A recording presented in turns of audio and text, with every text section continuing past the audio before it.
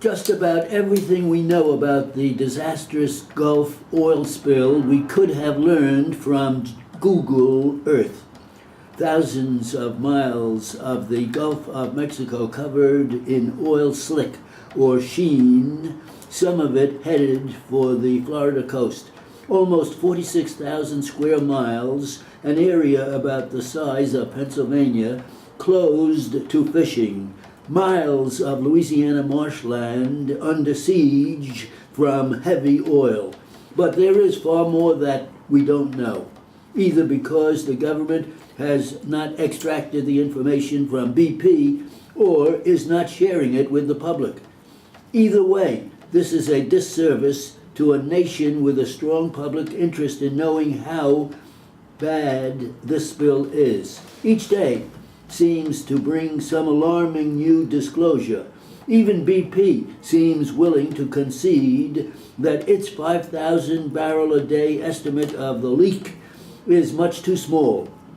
Giant oil plumes mixed with seawater are prepared to exist beneath the surface, but nobody in government seems to know how deep and broad they are and what fish species they may be damaging if they know they aren't saying. Here's one thing we do know. Representative Edward Markey, a Democrat of Massachusetts, managed by the simple expedient of writing a letter to pry from BP a live feed of the oil gushing from the leak, 5,000 feet below the surface. He showed it on Thursday, and scientists said the leak appeared much larger than advertised by BP. Mr. Markey's staff said that independent scientists had asked for the same footage, but BP had denied it. As far as the administration, the Times reported on Thursday that while the Environmental Protection Agency has taken water samples near the shoreline, which so far show minimal damage, it has yet to release findings from the National Oceanic and Atmospheric Administration that have been slow to investigate the magnitude of the spill and the damage. Sylvia Earle, the noted oceanographer and a former senior official in NOAA, said Wednesday on Capitol Hill that it seems baffling that we don't know how much oil is being spilled and where it is in the water column. Jane Lubchenco, an equally distinguished oceanographer who now runs the agency, said she was devoting all possible resources to finding out. One would have expected more by now, 1 month and counting since the explosion on the Deepwater Horizon oil rig. At issue here are two things we want from the Obama administration: transparency and toughness. The public needs to know everything the administration knows in real time.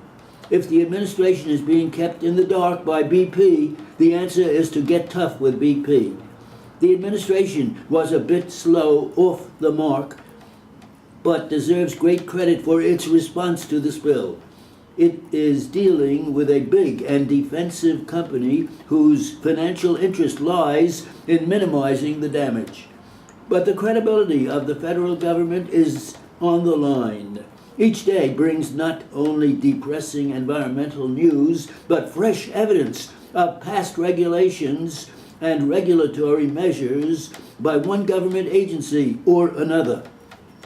The Minerals Management Service, in particular, ignored basic environmental laws like the Marine Mammals Protection Act and its own rules to fast-track applications by oil and other companies to drill in the Deepwater Gulf.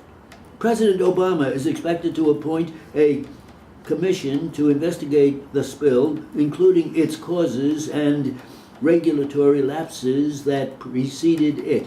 Right now, the Minerals Management Service and the Coast Guard are investigating themselves, an untenable situation. The new commission should include experts who do work for either government or industry, or don't do it, whose relationship over the years is partly responsible for the mess we are in. I would like to say also that